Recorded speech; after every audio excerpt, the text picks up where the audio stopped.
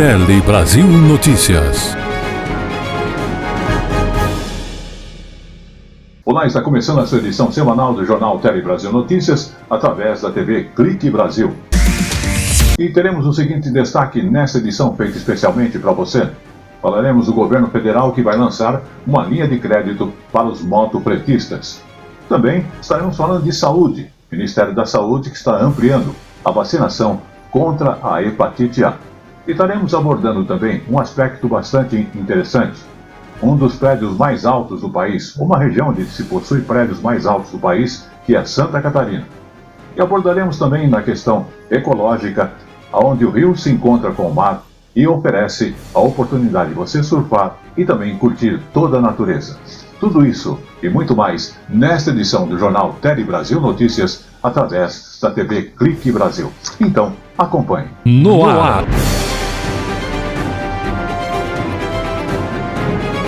Tele Brasil Notícias. E começamos a edição semanal do Jornal Tele Brasil Notícias através da TV Clique Brasil. E o primeiro assunto tem a ver com economia, que o governo federal vai lançar uma linha de crédito exclusiva para os motofretistas. Aliás, o anúncio foi feito pelo ministro do Trabalho e Emprego, Luiz Marinho, durante a abertura da Semana do Trabalho, que já ocorreu, e que trouxe também a programação cultural e educativa que aconteceu em Brasília. E o governo federal ainda tem se debruçado sobre uma proposta especial para os trabalhadores de aplicativos e empreendedores, como explicou Luiz Marinho. Tem o projeto para os motofretistas, que é outro debate importante, e o governo está discutindo, casado com a regulamentação dessa função, dessa profissão, desta ocupação, que nós estamos chamando de autônomo com direito no projeto, a ideia de lançar mão de crédito para que, vamos imaginar, o jovem que trabalha com entrega, com moto, que ele possa adquirir a sua moto em boas condições, a partir de crédito que nós estamos discutindo para propiciar que a gente melhore a condição desses trabalhadores e dessas trabalhadoras. Vamos agora também falar de inteligência artificial. O governo federal criou um grupo de trabalho, inclusive, para colocar em prática o plano de inteligência artificial em nosso país. Vamos obter mais informações através da TV Pernambuco. Sobre essa novidade que foi publicada hoje no Diário Oficial da União. Esse grupo vai ter duração de 4 anos e vai monitorar e também executar o Plano Nacional de Inteligência Artificial. Ele é composto por algumas entidades, entre elas o BNDES e alguns ministérios, como os da Comunicação, da Fazenda e da Ciência, Tecnologia e Inovação. O projeto ele já havia sido divulgado desde agosto do ano passado e pelo governo federal ele é considerado um marco histórico no que se refere ao uso da tecnologia no país. Ele conta com um investimento de 23 bilhões de reais que serão distribuídos ao longo desses 4 anos de comitê. O principal objetivo é transformar o Brasil numa potência nacional e referência mundial no uso da tecnologia e da inteligência artificial, principalmente relacionada ao setor público, monitorando então aí, melhorando significativamente os serviços para a população. Entre os planos também está a criação de um supercomputador de alta performance para o processamento de um grande volume de dados. Vamos então agora falar de salário, mas salário dos brasileiros, que tiveram um aumento recorde em renda em 2024, é o que aponta o PNAD contínuo. Em 2024, os brasileiros então tiveram um aumento que é considerado recorde na renda e as desigualdades caíram ao menor patamar desde 2012. Os dados são do PNAD contínuo e foram também divulgados pelo IBGE, então vamos conferir. Em 2024, Yasmin foi promovida na empresa em que trabalha, o que fez aumentar a renda. Muito gratificante, né? Assim, ainda mais porque eu entrei como assistente, menos de um ano depois fui promovida, depois promovida novamente. Então, assim, é muito gratificante ver esse trabalho, ver reconhecimento do trabalho, crescimento mesmo. Agora, no trabalho que eu estou, eu tenho mais trabalhos por fora, então, assim, tem oportunidade até de uma renda extra. No ano passado, o rendimento mensal real domiciliar per capita chegou ao maior valor da série, R$ 2.020, com alta de 4,7% na comparação a 2023. Já o rendimento, somando todas as fontes, atingiu R$ 3.057, aumento de 2,9% e recorde da série histórica iniciada em 2012. A PNAD contínua do IBGE reúne dados de rendimentos provenientes do trabalho e de outras fontes, como aposentadoria, pensão e programas sociais. Isso reflete o dinamismo do mercado de trabalho no último ano, com a expansão do rendimento médio do trabalho, da população ocupada, e consequentemente da massa de rendimento do trabalho, nas classes de menores rendimentos da população ocupada nesse período. A massa de rendimento mensal domiciliar per capita também atingiu o maior valor da série, mais de R$ 438 bilhões. Segundo o IBGE, a população que recebe benefícios de programas sociais do governo também cresceu, indo de 18,6 milhões em 2023 para 24,1 milhões em 2024. A PNAD também mostrou que 3 indicadores que avaliam desigualdades de rendimento caíram aos menores níveis da série. O índice de Gini, indicador que mede concentração de renda, ficou em 0,506. O Gini mais alto da série foi em 2018. Esse índice varia de 0, máxima igualdade, a 1, máxima desigualdade. Significa que as pessoas de baixa renda, os mais pobres, estão melhorando, mas também a classe média, mas também toda a população brasileira. Quando a gente olha, a renda dos mais pobres cresceu ainda mais. É o Brasil no rumo certo e vamos seguir em frente, melhorando cada vez mais. Pelas redes sociais, o presidente Lula afirmou que os dados mostram que o Brasil está no caminho certo do crescimento econômico com inclusão social. Lula afirmou que o governo vai seguir trabalhando para fortalecer a economia brasileira, garantindo políticas de proteção e também de estímulo ao desenvolvimento. E voltamos a falar de saúde, porque a vacinação contra a hepatite A, inclusive, é um assunto bastante interessante e estava no nosso destaque das nossas manchetes. Isso porque o Ministério da Saúde está ampliando a vacinação, então, contra a hepatite A para 120 mil pessoas que utilizam esses medicamentos, que são fornecidos, aliás, pelo SUS. A meta é conter o surto na população adulta e também atender a uma mudança no perfil epidemiológico desta doença. Vamos observar.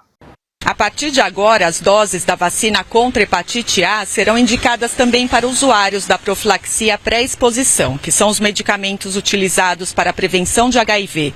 A iniciativa do governo é para conter surtos da doença na população adulta. A ampla vacinação de crianças, que antes era o público de maior risco, levou a uma redução de mais de 95% dos casos nesse público. A doença passou a ter uma concentração no público adulto, por isso a necessidade de expandir a vacinação para quem utiliza medicamentos diários contra a infecção por HIV. A meta é vacinar 80% desse público, que soma atualmente mais de 120 mil usuários no SUS. A imunização será realizada com 2 doses, com intervalo de 6 meses, garantindo proteção duradoura. Para receber a vacina é necessário apresentar a receita dos remédios usados contra o HIV. O local para a vacinação será informado pelos serviços de referência onde a pessoa recebe os medicamentos. De São Paulo, Adriana Natali. Continue em nosso jornalismo, que já estaremos de volta. Palhão Artesanatos, em novo endereço, oferece 3 andares com matérias-primas e produtos em artesanatos nacionais e importados, especialmente para você, oferecendo telas para pergolados e mais de 5.000 itens diferentes. O Palhão Artesanatos, em novo endereço na Rua Oiapoque, número no Brás. São 57 anos de tradição, atendendo a todo o Brasil. WhatsApp 11 95265 8256. E estamos de volta então falando da indústria, que teve uma alta em março. Isso, exatamente, a indústria brasileira cresceu 1,2% em março em relação ao mês de fevereiro, a maior taxa desde junho de 2024. E se olharmos bem em relação a março de 2024, o crescimento na produção foi de 3,1%, sendo assim o 10º resultado positivo seguido. Vamos observar. Se tem uma área que não sai de moda, essa área é a indústria. E ela, mais uma vez, atraiu os flashes na passagem de fevereiro para março. Segundo o IBGE, crescimento de 1,2%. Isso mesmo em meio a incertezas, como o impacto da guerra tarifária dos Estados Unidos contra a China no comércio mundial, além de juros e inflação precificados pelo mercado. Havia uma expectativa do mercado de um crescimento de 0,3% da indústria e ela cresceu 1,2%. O ano passado, a indústria já fez a diferença. O raio-x da indústria, segundo o IBGE, mostra que na comparação com o mês de março de 2024, o crescimento é de 3,1%. Nos últimos 12 meses encerrados em março, a elevação é a mesma, 3,1%. Já quando o período analisado é o acumulado do ano, o primeiro trimestre, de janeiro a março, o aumento é de 1,9%. Com esses números, o IBGE conclui que a produção industrial está 2,8% acima do nível pré-pandemia. E nesse ritmo, um setor que se destaca é o automotivo. Tanto que, em abril, o presidente Lula participou do anúncio de 2 novos modelos de veículos produzidos aqui no Brasil pela Nissan, a gigante japonesa, ao custo de quase 3 bilhões de reais. A indústria automotiva no mundo cresceu 2% ano passado, em média, a indústria automotiva. No Brasil cresceu 9,7%. A indústria de ar-condicionado, que está toda na Amazônia, a indústria de ar-condicionado cresceu 38% ano passado. Nós somos hoje o 2º fabricante do mundo de ar-condicionado, atrás apenas da China.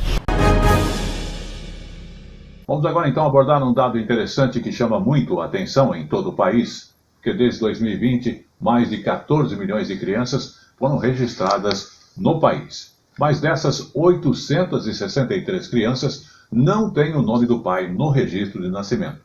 Isso, um exemplo, está lá no Amazonas. O cenário não tem sido tão diferente lá, e a reportagem vem então da TV Encontro das Águas, emissora da Rede Nacional de Comunicação. Vamos observar. Aqui no estado, desde 2020, mais de 41 mil crianças aí tiveram apenas o nome da mãe em seus registros de nascimento. Só esse ano já são mais de 7.400 registros aí que estão apenas com o nome da mãe.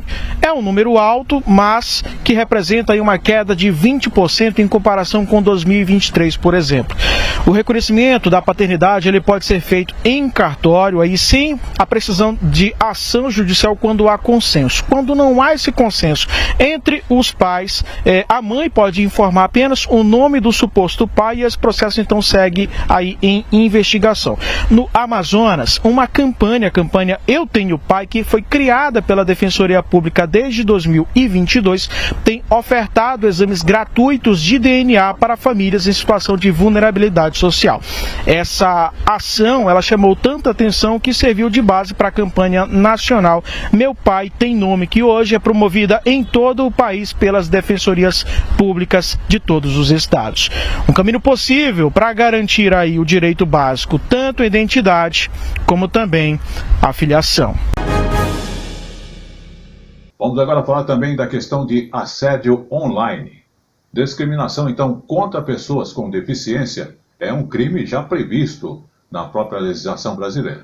Agora, uma lei, inclusive aprovada no estado do Rio de Janeiro, pretende combater também o assédio online, voltado justamente a esse público. Vamos observar. A carioca Maju de Araújo é uma modelo internacional com síndrome de Down que tem mais de 1 milhão de seguidores nas redes sociais. Após sofrer discriminação na internet, ela travou uma batalha por justiça e hoje dá nome à lei estadual que combate o assédio online e o cyberbullying voltado às pessoas com deficiência. Uma das apenações é a própria pessoa perder o espaço na rede social, naquela plataforma que ela está cometendo essa ofensa, essa injúria. A lei cria também um comitê de monitoramento. A lei também ela dá a possibilidade do Estado criar um setor ou um órgão para receber essas denúncias. A pessoa acha que por estar de trás da telinha vai poder te atingir, vai poder te diminuir, vai poder te difamar e vai ficar impune. Não vai. O ataque sofrido nas redes sociais por Viviane de Assis durante o carnaval deste ano é mais um exemplo de capacitismo. Viviane nasceu com o nanismo e desfila pela Viradouro. Ela se orgulha de ser passista e de mostrar ao mundo que o samba é para quem quiser. Mas um humorista usou vídeos que ela posta nas redes sociais para fazer agressões contra ela. Me atacou agressivamente. E ele falou que eu poderia processar ele, que o processo seria pequeno. Depois ele se retratou num vídeo falando que foi apenas uma piada. Ou seja, é piada fazer os outros chorarem? A deficiência não é uma piada. De acordo com o Estatuto da Pessoa com Deficiência, a discriminação é crime e, quando é praticada por meios de comunicação ou qualquer tipo de publicação, pode ser punida com pena de 2 a 5 anos de prisão. A sensação de anonimato pode motivar práticas criminosas na internet. Para além da gente lutar, obviamente, pela responsabilização das pessoas que cometem crimes na internet, é essencial que a gente trabalhe na prevenção, na educação, na conscientização. Os haters que gostam de fazer piadas vão ser pegos e vão ser processados e vão ter que pagar por isso. É isso que a gente quer. Vou trabalhar, isso é problema dela, isso é problema dela. Vamos agora falar com as mulheres, porque o sonho de ser mãe está mostrando aí que um dado interessante divulgado pelo IBGE está chamando a atenção cada vez mais. Porque mulheres têm adiado o sonho de ser mãe nos últimos 12 anos. No Brasil, cresceu 65% o número de mulheres que optaram pela maternidade depois dos 40 anos de idade. Uma escolha cada vez mais comum, graças principalmente aos avanços da medicina. Vamos ver na reportagem da Rede Minas mais detalhes sobre esta questão. Renata teve Bento aos 41 anos. A gravidez na pandemia trouxe insegurança, mas a família superou tudo com muito amor e afeto. Uma jornada transformadora, como a maternidade sabe ser. Nós não somos senhores e senhoras das nossas escolhas. A minha vida, que sempre foi muito planejada, muito cartesiana, foi premiada com essa chegada do Bento aos 41 anos de idade. A maternidade tardia é uma escolha cada vez mais presente no país. De acordo com dados do IBGE, o número de mães com mais de 40 anos cresceu 65% entre os anos de 2011 e 2022. Esta decisão está relacionada em boa parte à carreira, melhores oportunidades no mercado de trabalho e também a avanços na medicina. É importante consultar um médico especialista. Conhecimento é fundamental para evitar riscos associados à maternidade tardia, como hipertensão e diabetes para as mães e para os bebês, prematuridade e alterações genéticas, doenças cromossômicas, como a síndrome de Down. A medicina avançou bastante, a gente tem muitos estudos, muitos exames, né, que a gente pode fazer esse rastreamento precoce de doenças, exames genéticos, e com isso é possível sim engravidar aos 35, aos 40 anos, né, desde que a gente tenha essa avaliação, desde que tenha um planejamento, desde que tenha um cuidado. Fernanda é mãe de 3 e teve o último filho após os 40. Psicóloga, ela tem conhecimento de causa sobre as dores e prazeres da maternidade. Ela tem que dormir pensando no lanche, no uniforme, no trabalho. Essas habilidades são levadas totalmente para o mundo corporativo. Ela tem uma força e habilidades novas que a empresa precisa estar atenta a isso. E chegou agora no Tele Brasil Notícias o nosso Momento Jurídico.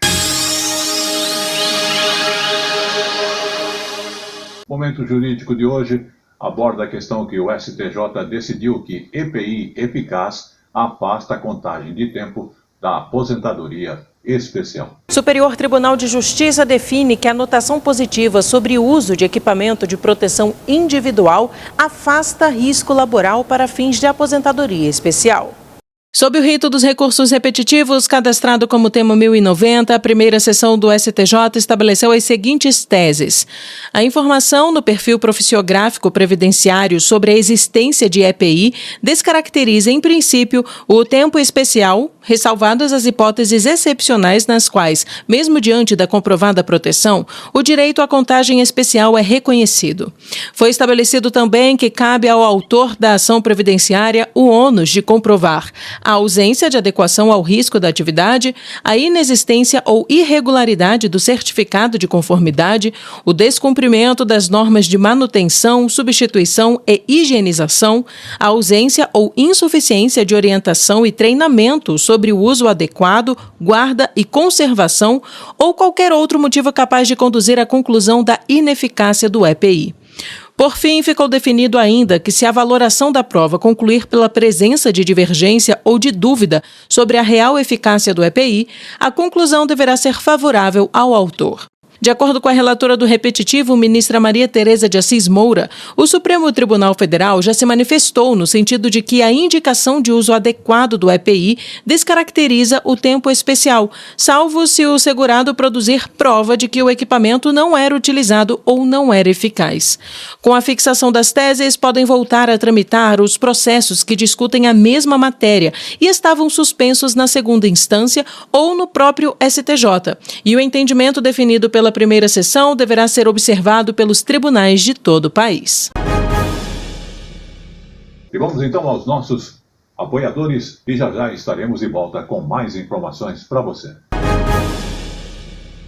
Palhão Artesanatos, em novo endereço, oferece 3 andares com matérias-primas e produtos em artesanatos nacionais e importados, especialmente para você, oferecendo telas para pergolados e mais de 5.000 itens diferentes. O Palhão Artesanatos, em novo endereço na Rua Oiapoque, número no Brás. São 57 anos de tradição, atendendo a todo o Brasil. WhatsApp 11 95265 8256. E voltamos falando de saúde. O Amazonas e Pará voltam a registrar casos de MP em 2025. A doença que vem sendo monitorada desde os primeiros casos suspeitos.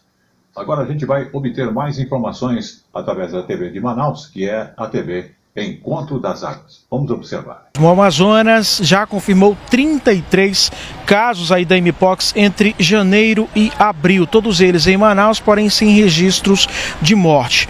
Aí, no mesmo período, o Pará já confirmou 19 casos, a maioria deles na capital Belém. 2 mortes seguem aí em investigação. Ao todo, os 2 estados já somam 52 casos aí confirmados somente em 2025. A Mpox ela é uma zoonose viral aí transmitida entre pessoas e também animais selvagens aí por meio de contatos com fluidos, lesões, objetos ou superfícies contaminadas. Os sintomas vão de febre, dor no corpo, lesões na pele até crostas que se formam aí normalmente. A Secretaria de Saúde reforça a importância de buscar auxílio imediato quando o indivíduo manifestar os sintomas. No Amazonas, os casos mais graves são tratados aqui prioritariamente na Fundação de Medicina Tropical de Manaus. Em março, o Ministério da Saúde confirmou um caso aí da nova nova cepa, a 1B no Brasil, a variante mais agressiva da doença. É uma mulher que teve contato com um familiar no Congo, onde há o surto da doença. As medidas de prevenção incluem evitar o contato com lesões, lavar as mãos com frequência, usar máscaras em locais fechados e manter a higiene pessoal. É importante lembrar que, ao manifestar aí os sintomas, é importante procurar uma UBS mais próxima e seguir as orientações de isolamento. Muito bem, vamos falar de um lembrete bastante importante. 2025, como sabemos, é um ano sem eleições. E é em anos assim que a Justiça então Eleitoral procura regularizar o cadastro nacional. Então, quem não votou nem justificou a ausência nos 3 últimos turnos deve correr se não quiser ter o seu título cancelado. Exatamente, o prazo vai até o dia 19 de maio. E lembrando que são mais de 5 milhões de eleitores que estão nessa situação. E cerca de 1 milhão somente no estado de São Paulo. Vamos observar.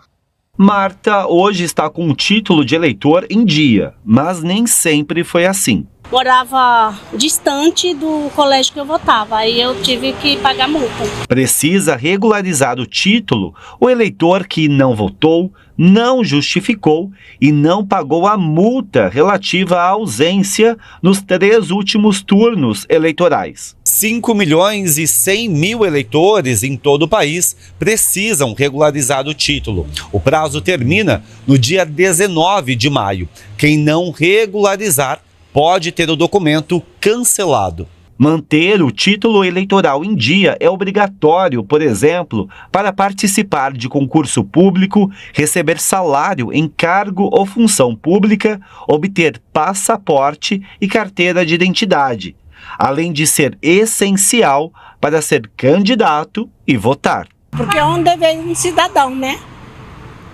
Nosso dever, se a gente não lutar, deixar para lá, vira bagunça.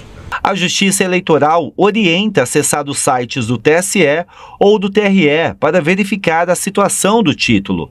Em caso de irregularidade, o eleitor precisa pagar multa por turno ausente. Se o problema for só de multa, não for pendência de biometria, a pessoa já tem a biometria, ou está numa cidade que a biometria é facultativa, apenas pagando a multa, ela já consegue obter a certidão de quitação eleitoral, um documento que mostra que ela está com tudo em dia com a Justiça Eleitoral, pela própria internet ou no aplicativo e-título. Vamos lá então da medicina nacional e do avanço e um produto com custo bem em conta. Uma caneta que custa R$10 e pode identificar quando alguém colocar uma droga na bebida. A invenção, inclusive, é de um estudante de uma escola pública do Ceará. E, se pensarmos bem, pode ser o fim, quem sabe, aí daquele golpe conhecido como Boa Noite Cinderela. Vamos observar com mais detalhes nessa reportagem da TV Ceará. Dentro de um laboratório de escola pública, 5 meninas se juntaram para salvar umas às outras, com coragem, conhecimento e uma caneta que detecta o perigo invisível no fundo de um copo. Uma caneta que diz: aqui tem algo errado. Nasceu assim a Drug Test Pen, projeto cearense criado para evitar o golpe conhecido como Boa Noite Cinderela. Desse laboratório de química saiu uma das invenções mais impressionantes do último ano, justamente essa caneta, capaz de evitar o golpe conhecido como Boa Noite Cinderela. O reagente nas farmácias para evitar esse tipo de golpe custava algo em torno de R$300. As estudantes aqui de Pacajus conseguiram diminuir o valor disso para R$10. É um custo-benefício impressionante e que promete salvar muitas vidas. E como funciona o Boa Noite Cinderela? As substâncias utilizadas são os benzodiazepínicos, como o diazepam e o flunitrazepam. Os efeitos no corpo são perda de consciência, amnésia, sonolência extrema. E o objetivo é dopar a vítima para cometer o abuso, o roubo ou as duas coisas. Risca-se o papel com a Drug Test Pen, pingam-se gotas da bebida. Se houver droga, surgem pontos pretos. O resultado é visível em até 10 segundos. É um produto de muita importância, né? Porque são golpes que comumente acontecem, sobretudo em mulheres. E as pessoas não esperam que aconteçam com elas, mas é mais comum do que imaginam. A caneta foi pensada para ser leve, discreta e fácil de usar em qualquer lugar. É um escudo silencioso, capaz de dizer quando um gole pode virar um risco. O projeto ganhou espaço em feiras científicas, inclusive na Universidade de São Paulo, onde as meninas representaram o Ceará com muito orgulho. Mas muito mais que medalhas, elas querem mudar realidades. Além de ter uma duração muito boa, uma caneta pode ser usada por 6 meses e se você for dividir R$10 para 6 meses, ela custa centavos por dia. É uma felicidade assim tremenda, ver o reconhecimento e pensar, vale, eu consegui fazer isso. Hoje, a Drug Test Pen ainda é um protótipo, mas as criadoras seguem trabalhando para aperfeiçoar o que já nasceu gigante. A gente quer deixar ele mais fácil ainda.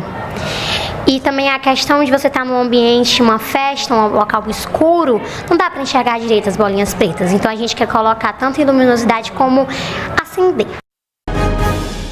Vamos falar agora de desenvolvimento humano. O Brasil subiu 5 posições no ranking do relatório do Índice de Desenvolvimento Humano, o IDH, divulgado pela Organização das Nações Unidas, ficando na posição de 84, um patamar considerado de desenvolvimento alto. Vamos observar nesta informação desta reportagem.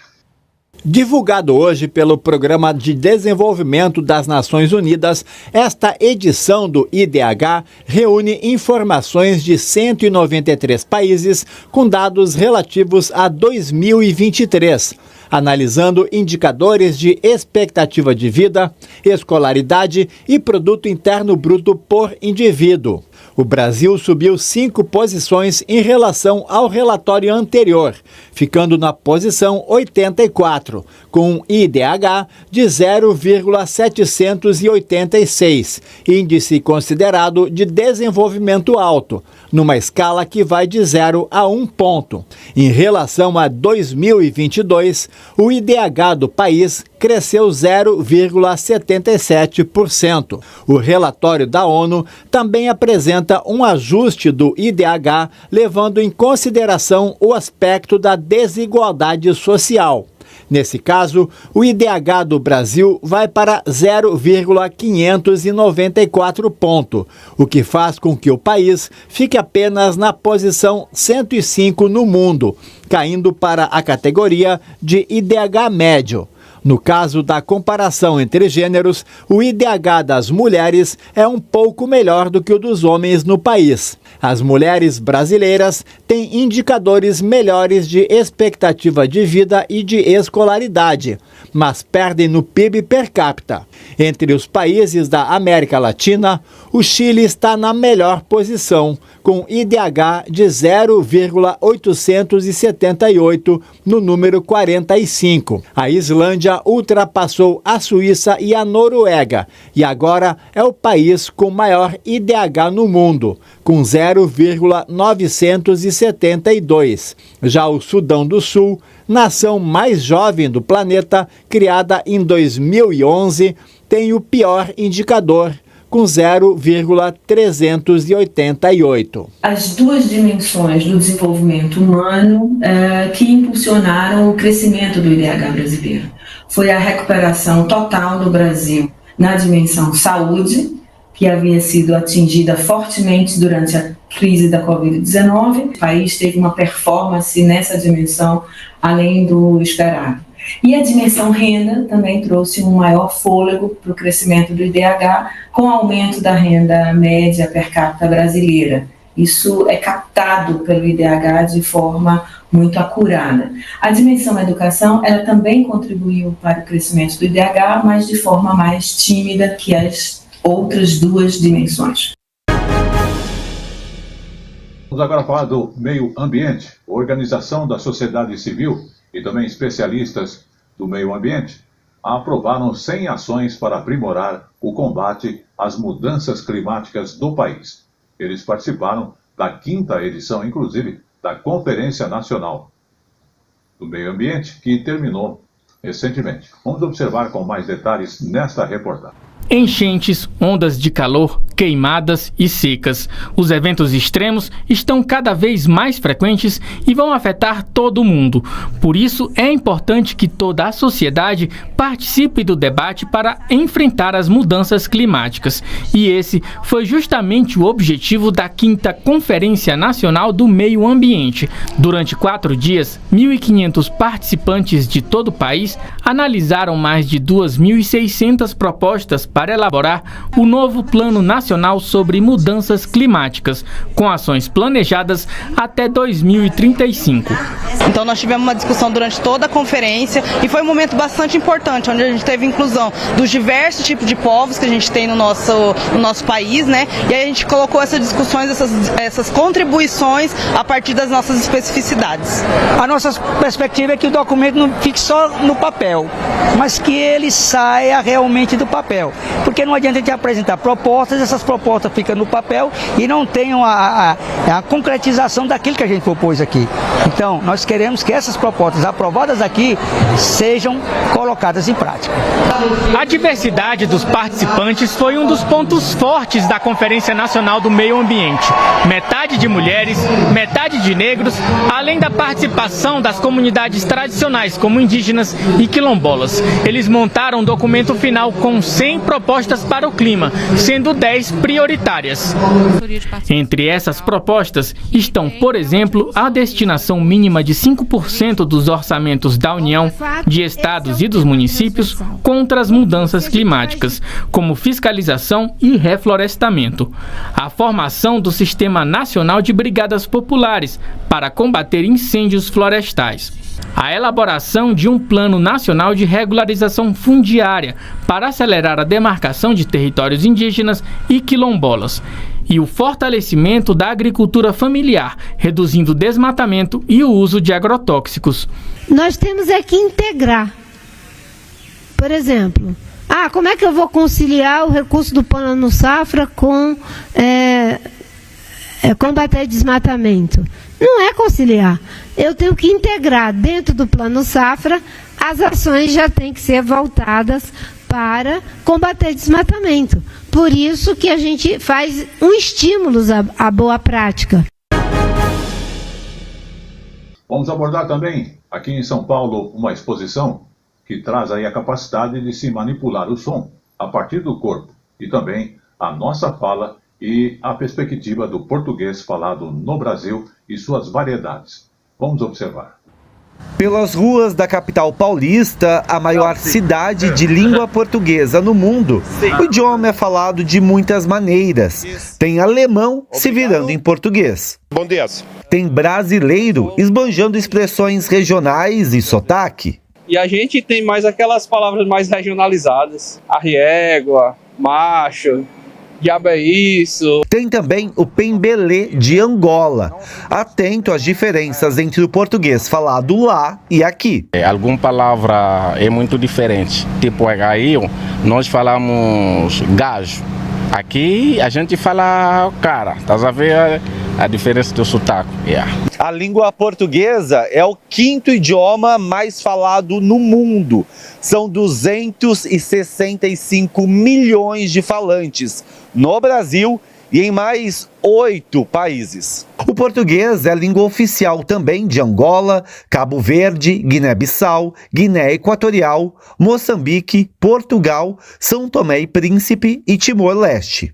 Em São Paulo, o Museu da Língua Portuguesa é dedicado a celebrar o idioma. Inaugurado em 2006, foi destruído por um incêndio em 2015. Foi reaberto em 2021.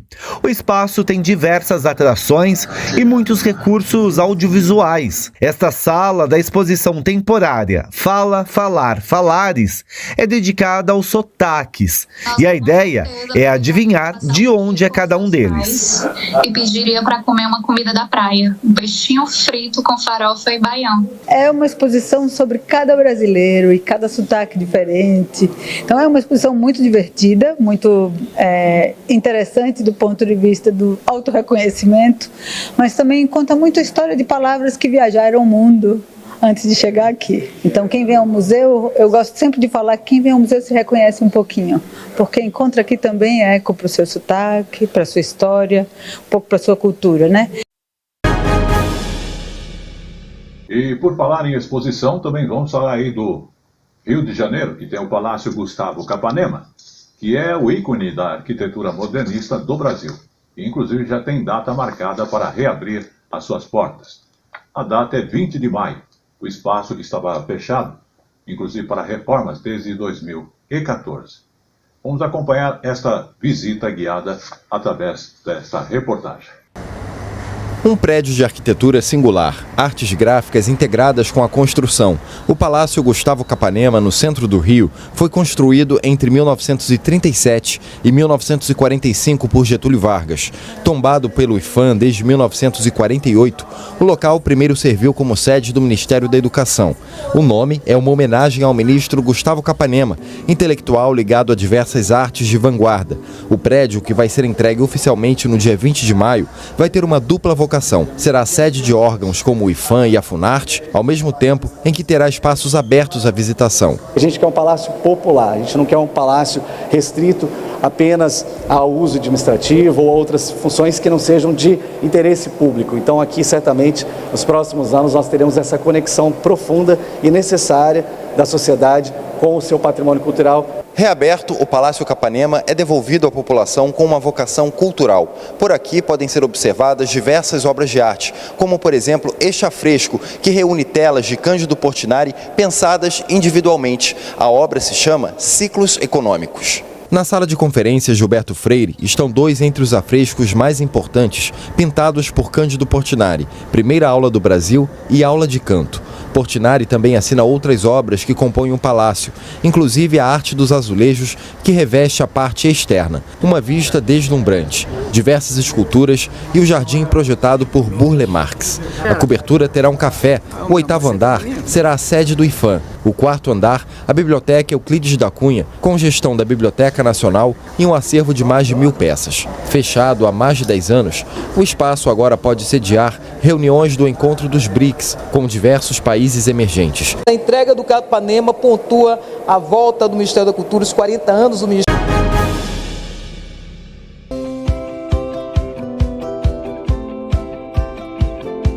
Lembrar que também o Palhão Artesanatos, ele está há mais de 57 anos na rua Oiapoque, hoje em novo endereço, atendendo você. Ele tem lá a linha de produtos que envolve a matéria-prima e também produtos para decoração de sua casa. Falando em decoração, você encontra lá as esteiras, todos os tipos. Tem lá também, além das esteiras, bolsas, chapéus.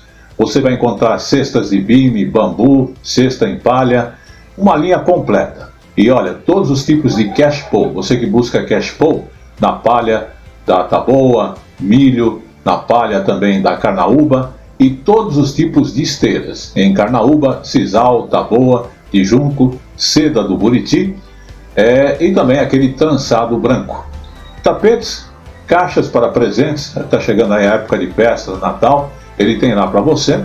E olha, cesto para roupas, também para você que tem padaria, para pães, para supermercados, uma linha completa. São mais de 4.000 itens diferentes para bem atender. Está localizado, como dissemos, na rua Oiapoque, ali na Rangel Pestana, né? Através da Rangel Pestana, a rua Oiapoque, perto ali do viaduto gasômetro, né? E você que quer fazer negócio através do WhatsApp 95265-8255, tem também o 8256 e o 8258. Lembrando que além do atendimento, você tem orientações e você faz tudo isso através do WhatsApp, porque o Palhão Artesanatos é mais de 57 anos com tradição e atendimento diferenciado a você.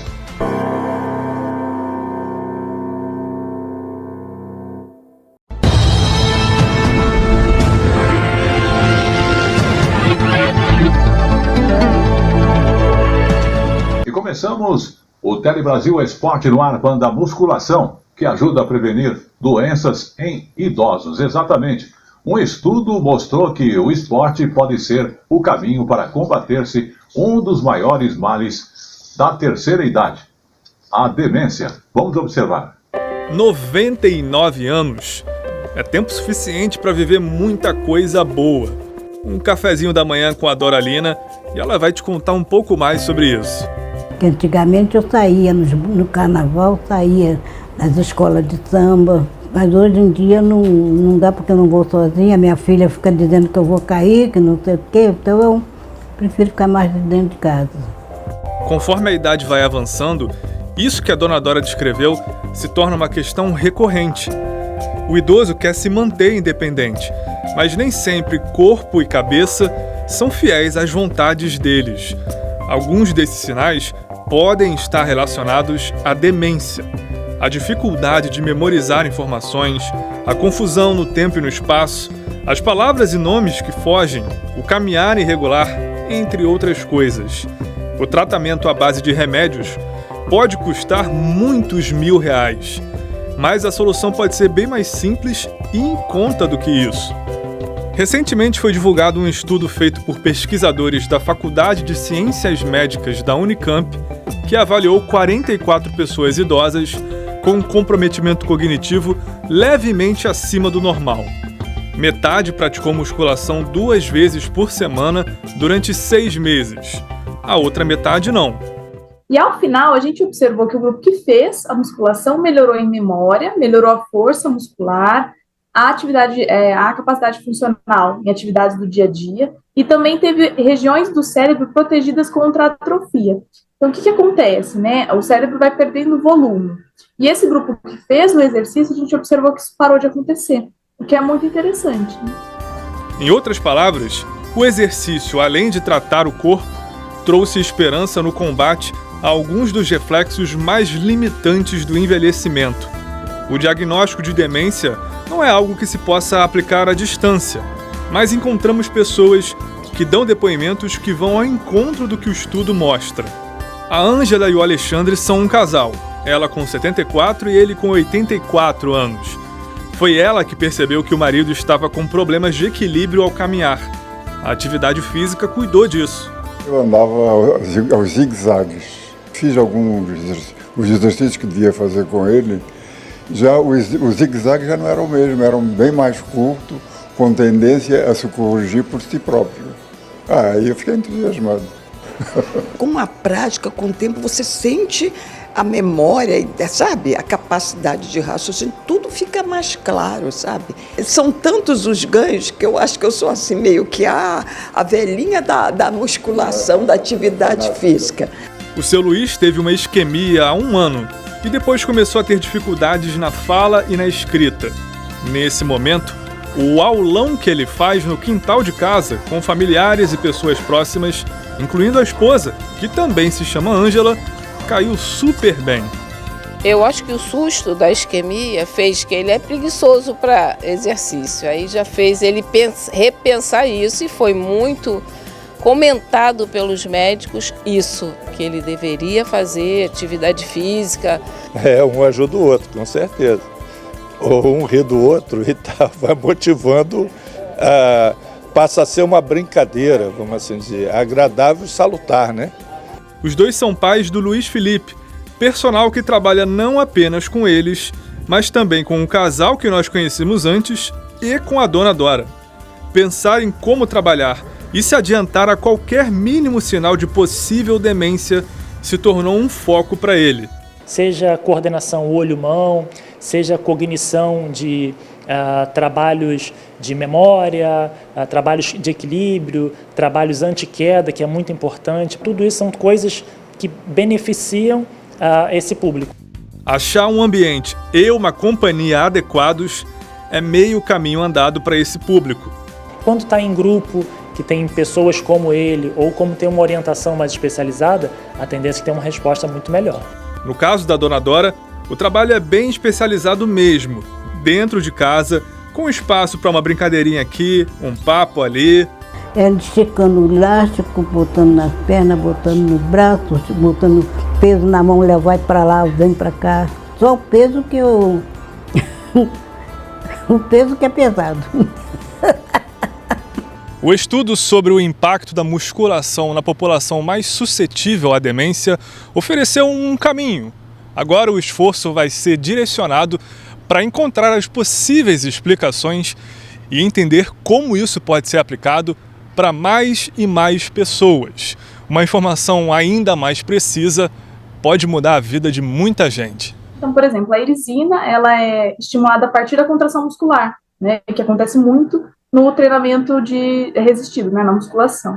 E ela estimula a plasticidade cerebral. E também fatores anti-inflamatórios do próprio exercício, não só da musculação, né, que vão agir contra essa neurodegeneração. Então, na verdade, é uma série de fatores que protegem o cérebro e que são estimulados a partir do exercício, né. É algo que a gente ainda está estudando, é como exatamente que essas alterações acontecem, né, mas a gente já sabe que elas acontecem. Ao se compreender melhor a relação entre as coisas, a ideia é que a população de idade mais avançada se sinta mais confiante de continuar vivendo cada dia com o mesmo ânimo de antes. A dona Dora, por exemplo, só quer poder fazer o que mais gosta no dia que completar seu centenário: sambar ao som dos singelos, mas verdadeiros versos de Zeca Pagodinho.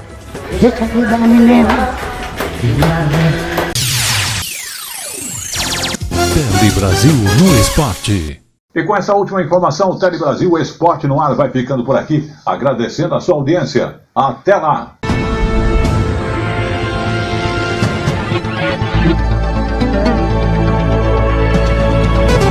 Polícia em ação. E vamos ao caso seguinte do Polícia em Ação, falando da Polícia Militar aqui em São Paulo. O Supremo Tribunal Federal anunciou um acordo entre o governo do estado de São Paulo e a Defensoria para garantir o uso das câmeras corporais pela Polícia Militar. A posição do governador Tarcísio de Freitas mudou a respeito do uso do equipamento justamente depois de uma série de incidentes envolvendo abusos de policiais. Vamos observar nesta reportagem. Nesse acordo homologado com o STF, o governo de São Paulo se comprometeu a aumentar em 25% o número de câmeras nos uniformes, totalizando então 1.500 câmeras aqui no estado de São Paulo. Está previsto também um mecanismo que evita o desligamento proposital desses equipamentos. O acordo encerra uma ação na Justiça proposta pela Defensoria Pública de São Paulo. A discussão sobre o uso das câmeras nos uniformes veio à tona depois de operações realizadas na Baixada Santista, que deixaram mais de 80 civis mortos entre 2023 e 2024. No início do mandato, o governador de São Paulo, Tarcísio de Freitas, se dizia contra o uso desses equipamentos, mas no ano passado afirmou ter mudado de opinião. Polícia em ação. E vamos agora ao último fato do Polícia em Ação, falando de tragédia que foi evitada. Justamente um prédio de mais de 40 andares desabou lá no Recife. Segundo os moradores, o edifício já estava dando sinais de desgastes. E um engenheiro também já havia alertado sobre esse risco de desabamento dessa estrutura. Vamos observar.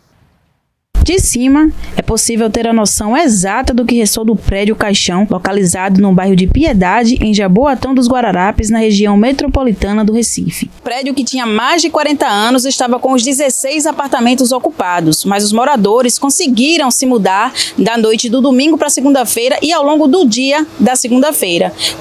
A edificação desabou com menos de 48 horas da interdição da Defesa Civil. Polícia em Ação dessa semana vai ficando por aqui. Vamos também falar aí dos 7 dos 10 prédios mais altos do país que estão em Balneário Camboriú. E Santa Catarina é onde tem aquela orla tão gigante que cada vez mais alta. Entre eles, um prédio de 70 andares é considerado o maior da América Latina, chamados arranha-céus. Vamos observar. Balneário Camboriú, no litoral de Santa Catarina. Conhecida como Dubai brasileira, a cidade conta com 7 dos 10 maiores arranha-céus do país. Para o corretor de imóveis, aqui é o melhor lugar do Brasil. O Balneário está bem alta, explodiu nos últimos anos, né? Já era bem conhecida, mas tá na mídia bem forte. As belezas naturais e o skyline dos prédios têm atraído cada vez mais turistas. Foram 2 milhões no último verão. Com o turismo em alta, Matheus mudou de profissão e veio para Balneário. Virou fotógrafo de turistas. O pessoal pede bastante, vamos tirar ali para a parte dos prédios. E eu também, eu acabo sugerindo que o pessoal vem para isso, para ver esse diferencial. Para além do desenvolvimento econômico, os impactos sociais e ambientais dessas construções são sentidos por quem mora em Balneário. Quando a gente veio morar aqui, não dava esses alagamentos. A verticalização causa um atraso no escoamento das chuvas. A água não escoa mais para o mar, ela fica retida dentro da cidade. Então a cidade tem que pensar em como ela vai fazer para escoar essa água para o mar ou para as galerias pluviais. Edifícios cada vez mais altos têm ganhado o céu das metrópoles mundo afora. São Paulo, conhecida como selva de pedra, tem sentido ainda mais os efeitos da verticalização. No caso de São Paulo, o processo é fundamentalmente econômico. Agora nós estamos falando de muito dinheiro e prédios muito altos. Essa é a novidade. Hoje, a torre mais alta da capital paulista fica na Zona Leste. Edifícios históricos do centro voltam a ser valorizados. São diversas as opções de entretenimento nas alturas. Enquanto prédios cada vez mais altos são erguidos em várias cidades do país, aqui na região de Pinheiros, em São Paulo, moradores lutam para preservar casas do século passado. Enquanto a gente conseguiu a zona predominantemente residencial, eles conseguiram o protocolo para construir um prédio da altura de 30 andares. Moradores de outras regiões da cidade também lutam para preservar o que consideram patrimônio histórico e evitar que eles deem espaço para mais arranha-céus. A gente olha para outros lugares no mundo e a gente vê tanta coisa preservada porque a sociedade entende que tudo isso é importante para ela. Muito bem, como eu falo sempre, tudo que é bom dura pouco, e o Tele Brasil Notícias da Semana está chegando ao seu final, agradecendo a sua audiência. Mas antes de encerrarmos, vamos falar do meio ambiente. Vamos falar aí do encontro das águas do rio com o mar, onde formam ondas que acabam atraindo surfistas do mundo todo. É a região amazônica.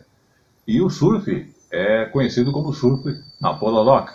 Mas nos últimos anos, esse fenômeno, inclusive, vem perdendo força justamente com os acontecimentos do avanço do mar e as secas provocadas pelas mudanças climáticas. Vamos observar. No meio da floresta amazônica, ondas sobem o leito do rio Mearim, no Maranhão, por dezenas de quilômetros. Isso aqui é a Pororoca. A gente está surfando no maior bioma do planeta. O fenômeno da Pororoca atrai surfistas de todos os países. O encontro das águas do rio com o mar forma ondas de até 2 metros de altura. O brasileiro Sérgio Laus já foi 2 vezes recordista mundial e surfa pororocas da Indonésia ao Alasca, mas é pra cá que ele gosta de voltar. É uma intensidade, a gente está surfando a face da maré. São milhões de metros cúbicos de água que vem transbordando o rio adentro. Não é uma onda, né? Uma onda ela quebra e se desfaz, essa ela só vem ganhando intensidade, é um tsunami amazônico. O problema é que essa riqueza amazônica pode estar com os dias contados. Este ano, as ondas tinham cerca de metade do tamanho das que Sérgio viu aqui anos atrás. Elas são ainda menores do que as ondas de 5 metros que ele costumava surfar no rio Araguari, antes que a erosão causada pela agricultura e pelas represas secasse uma das pororocas mais poderosas do Brasil. O surfista teme que o aumento do nível do mar e as secas provocadas pelas mudanças climáticas estejam alterando o equilíbrio que dá origem à pororoca.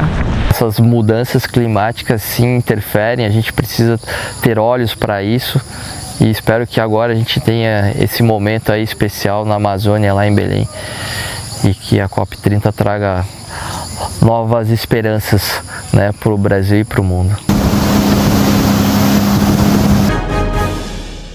E com esta última informação, o jornal Tele Brasil Notícias, através da TV Clique Brasil, vai ficando por aqui, agradecendo a sua audiência e lembrando que você nos acompanha também através do YouTube ou Facebook, no @Tele Brasil Notícias, tudo junto, ou mesmo através do Face, A Hora da Notícia. Estaremos de volta então na semana que vem e agradecendo mais uma vez a sua atenção. Até lá!